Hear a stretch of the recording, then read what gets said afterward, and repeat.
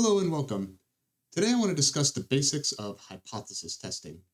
So we're going to set up a basic experiment to test whether or not a coin is fair, and we'll discuss the mathematics behind how to set this experiment up, and then we'll move over to a Python notebook and run some of these experiments and see some of this come to life. So let's get to it. All right, so like I mentioned, we want to test if a coin is fair. So let's just start with setting up our null hypothesis and our alternative hypothesis. So our null hypothesis, the default assumption, is that this coin is fair. So the null hypothesis is usually denoted H0, and it is that the coin is fair. And our alternative hypothesis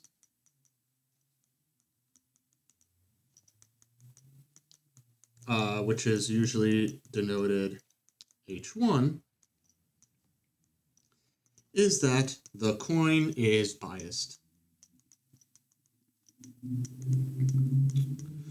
So let's set up an experiment to determine if the coin is fair or biased. The only thing we can do is flip the coins, and let's decide how many times we're going to flip the coin. Let's start with 100 flips. So we decide to flip the coin 100 times. Okay, so now let's go ahead and set up a random variable to record the outcome of this experiment. So let x be the number of heads.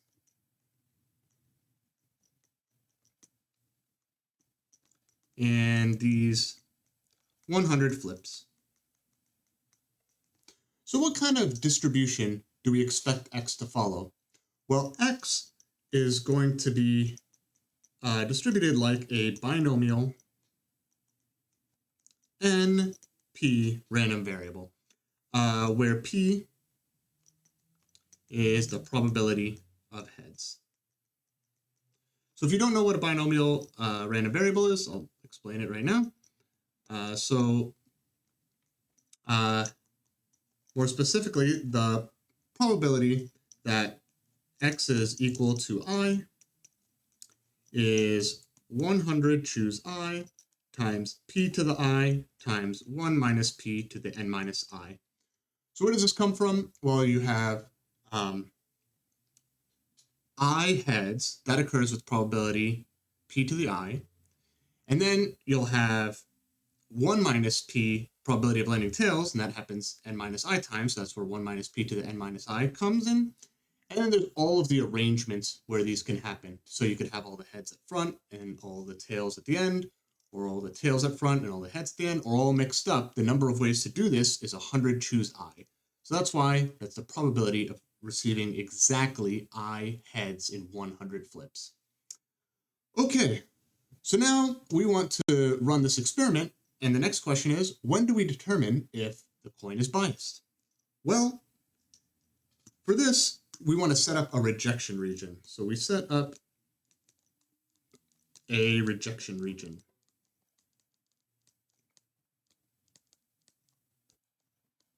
R. And what is this rejection region? It's what you might imagine. If the outcome of our experiment, x, is in R, then we reject the null hypothesis. And if x is not in this rejection region, we retain the null hypothesis. Okay, so as you might imagine, we need to set up our rejection region with some amount of care. If it's too large, then we're going to end up rejecting the null hypothesis when it's sometimes true. And if it's too small, we might retain the null hypothesis when it's in fact false. So let's just set up all the outcomes and see where we stand. So here are the possible outcomes.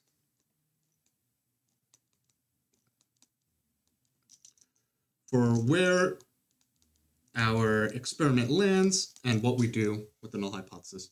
So if the null hypothesis could be true, or the null hypothesis could be false.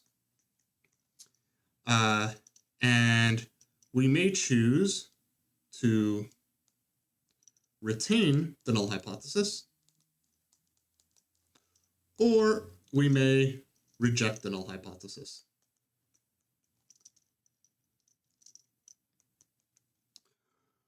Okay, if we retain the null hypothesis and the null hypothesis is true, hooray, this is a true negative. And we record the probability of this as being 1 minus alpha. If we retain the null hypothesis and it's false, this is called a type 2 error, and it occurs with probability beta. If we reject the null hypothesis and the null hypothesis is true, this is a bad situation. This is called a type 1 error, and this has probability alpha. You could see that if H naught is true, these things together on the left add to a probability of 1, as they should. And finally, if we reject the null hypothesis and the null hypothesis is false, we have a true positive. And this has probability 1 minus beta. So how should we choose this rejection region? Well, it depends on the situation. But for now, let's decide that we want the probability of a type 1 error to be 1%. So we want a 1% chance of committing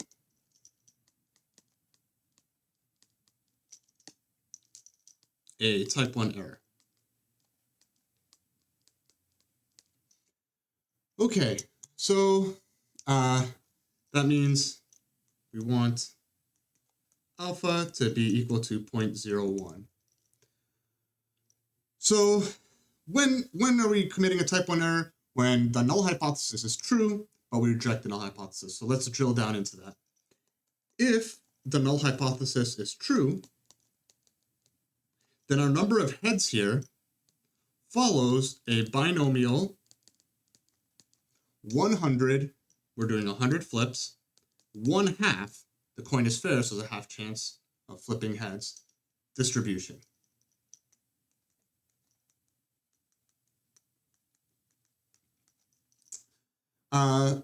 So we want to determine the extreme outcomes here. If X is indeed binomial 100, 1/2, then the probability that X is less than or equal to 36, so that's one extreme outcome, or on the other end, X is greater than or equal to 64, is equal to 0.0066. On the other hand,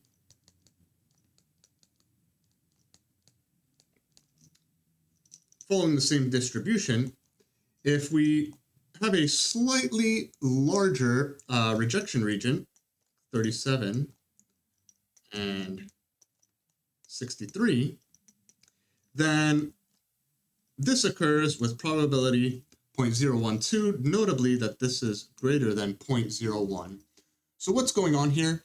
If X is indeed a fair coin, you would expect the first set of extreme examples to occur 0.06% of the time, whereas the second set of extreme examples occurs 1.2% of the time. Therefore, if we want an alpha level of 0.066, less than 0.01, we should choose this first rejection region. So we set R to be those outcomes where X is less than or equal to 36, or X is greater than or equal to 64. Okay, so that addresses our possibility of type 1 errors, and those are usually a little bit easier to work with. What about type 2 errors?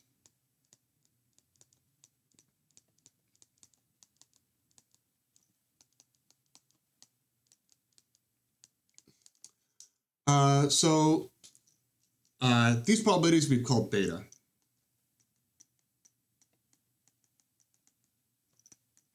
How can we determine this? Well, it turns out to be a little bit more subtle. So we usually phrase this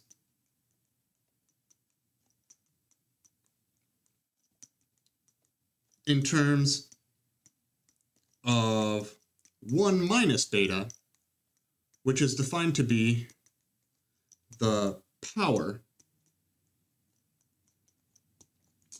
of the statistical test. So what is the power? The power is the ability to detect change when it is indeed present. So it's the power to reject the null hypothesis. Okay, so let's just consider some cases where the null hypothesis is false. Suppose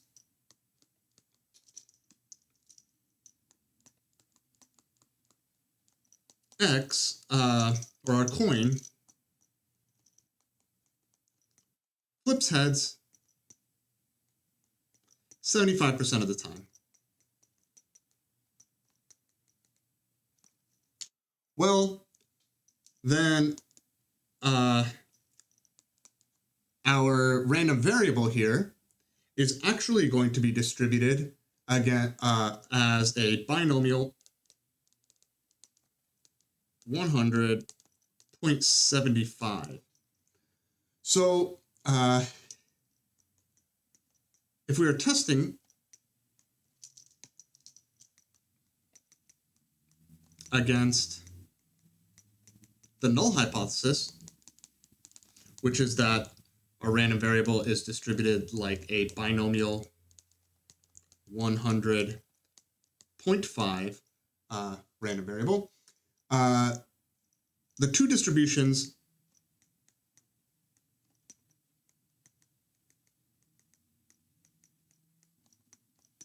look like the following.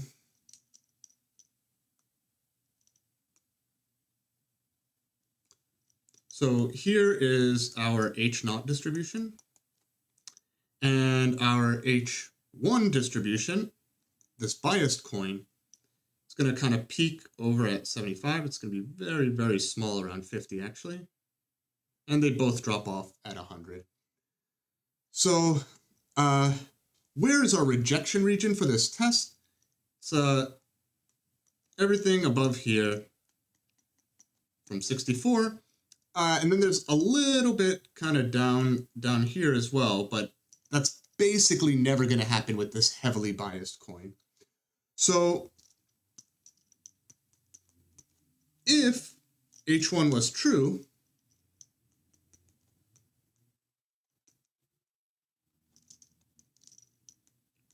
what's our possibility of committing this type 2 error? The probability that X is not in the rejection region, that is the possibility that X lands between 36 and 64. If you wanted to sum this up, and we will when we move over to the Python experimentation, you get the sum as I goes from 37 to 63 of 100, choose I, times 3/4 to the I, that's your number of heads, times 1/4 to the 100 minus I. And what you'll get there is 0.005 or 0.5%. So that's pretty good. So we have a very, very high chance of rejecting the null hypothesis when it is false in this extremely biased coin. On the other hand,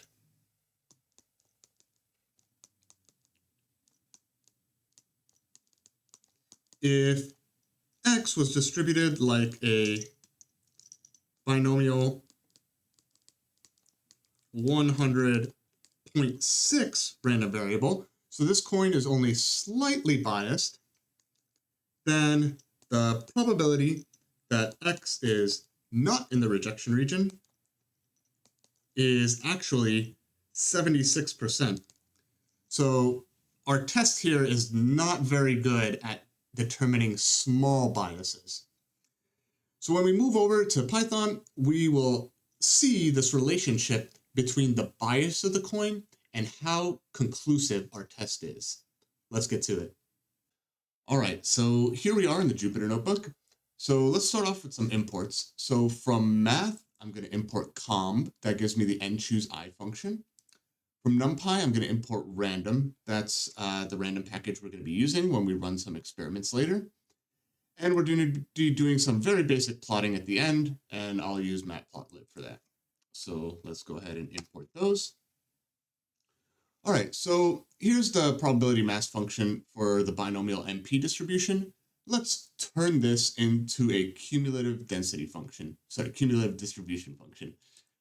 So that is, we're going to get all of the probabilities up to a certain point. So we're going to sum up this probability mass function. So we're going to call that BIN CDF, binomial CDF. It's going to take in n, that's our number of trials, p, that's the probability of success, and k, that's the probabilities that we want to encompass. And so this is a one-liner. I'll return the sum. So sum takes in a generator, and I'm going to be using the very basic generator of just something in a range. So I will be summing up nChooseI, that's comb ni, times p to the I, times 1 minus p to the n minus I. And I'm going to let I go from 0 to k. For that, I need range of k plus 1. Range stops one integer before the integer you put in. Potential for confusion there. All right, let's go ahead and just make sure this works. So what is bin CDF of 100, 1/2, 49? I should get something a little bit less than 50%. Missed the comma there. There we go, a little bit less than 50%. And if I put in 50, I should get something a little more than 50%. Great, so this seems to be working here. All right, so we claimed that the rejection region for an alpha value of 0.01 was given here. X is less than or equal to 36, or x is greater than or equal to 64. Let's confirm this. So what if I do have a fair coin, the probability of it being less than or equal to 36 is given by the cumulative distribution function up to 36. Straightforward. And then I also want to add up all of the possibilities greater than or equal to 64. So it turns out what you do for this is you do 1 minus the binomial CDF from 0 to 63. So 100, 1/2, 63. So 1 minus that should give me everything greater than or equal to 64. And indeed, great, this is indeed less than 0.01. So I have less than a 1% chance of landing here, given that I had a fair coin. And let's make sure that we can't do any better. We'd like, the most powerful test. So what if I were to expand this range by 1 on either side? So that would mean going up to 35 here and subtracting off everything up to 62. So this gives me that one larger range. Not what I expected. Ah, yes, of course. One more here. Okay, so there we go. That's an alpha value of greater than 0.01. So indeed, this is our best rejection region. So let's go ahead and confirm that this alpha is just about right experimentally. So let's set up this experiment. All right, so the way the NumPy random package works is there's like a default random number generator. So here it is, default random number generator, and this just feeds you random bits. And then later on, you'll call this, and the package will appropriately transform it into a binomial distribution or a normal distribution, whatever you want. So we're going to be counting the number of false positives here. So let's run 1,000 experiments. So the way you get a binomial is you call your random default number generator over here. So we'll get a 100 1/2 binomial. And now, if we land in the rejection region, that is x is greater than or equal to 64, or x is less than or equal to 36, well, then we have a false positive, right? So this is a 1/2, 100 1/2 binomial, and it landed in this rejection region, so we'll count up our false positives. And at the very end, let's just go ahead and return our false positives. So I expect this number to be somewhere between 6 and 7, right? Up here is our probability of a type 1 error. And let's go ahead and run it. 3, kind of low. 8, 10, 5, 5, 2, 6. So we're in about the correct region, and you could run this even more times. Like if I run this 10,000 times, I really expect this number to be very close to 60 or 70. There we go. So we actually see that probability starting to manifest itself. Okay, so that takes care of experimentally determining the false negatives. What about the false positives? So what I want to do here is take this coin and let its probability of heads vary. So as the coin gets more and more biased, I'm going to expect fewer and fewer false negatives. And let's see that come to pass here. So first of all, I'm going to set up a list of probabilities that I want to test. So let's start at a slightly biased coin of 0.55. And we're going to add to it 0.025 times I for I in range 15. And let's just check here the probabilities we'll be looking at. So you see, we're going to be going from a slightly biased coin, 55% chance to flip heads, to a highly biased coin, 90% chance to flip heads. And you can see a little bit of weird Python floating arithmetic happening there, but don't worry about it. It's not going to really affect anything. All right. So that's our probabilities. And we are going to keep track of the number of false negatives here. So again, we're going to set up an experiment, which is a default random number generator. And now for each probability, for P in probabilities, we'll have a current false negatives, which will be 0. And let's again run 1,000 experiments.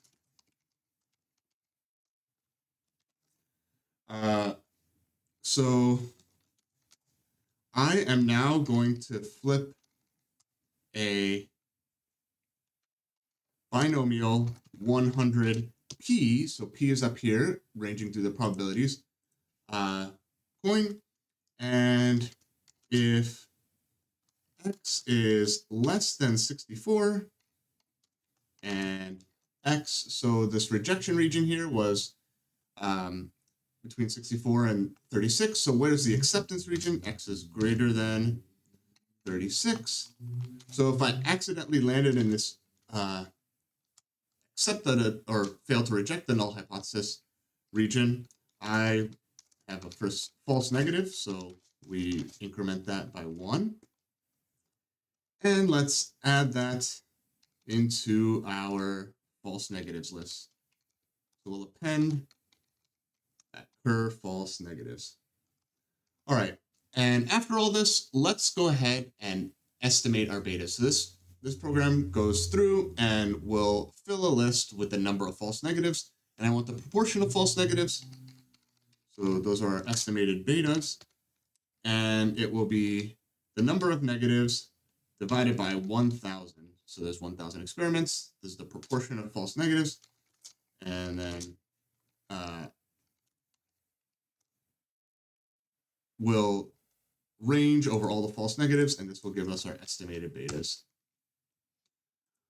All right, so last thing we'll do here, let's visualize the estimated betas as the coin gets more and more biased. We'll just do a very simple scatter plot here.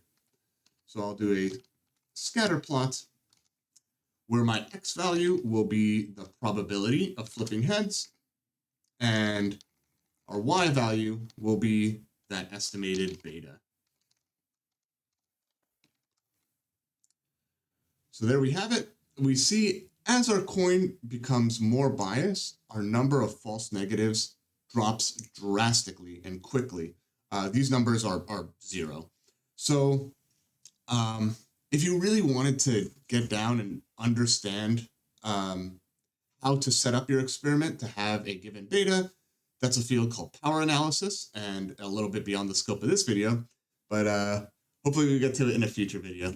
Well, thanks for watching, and I'll see you again next time.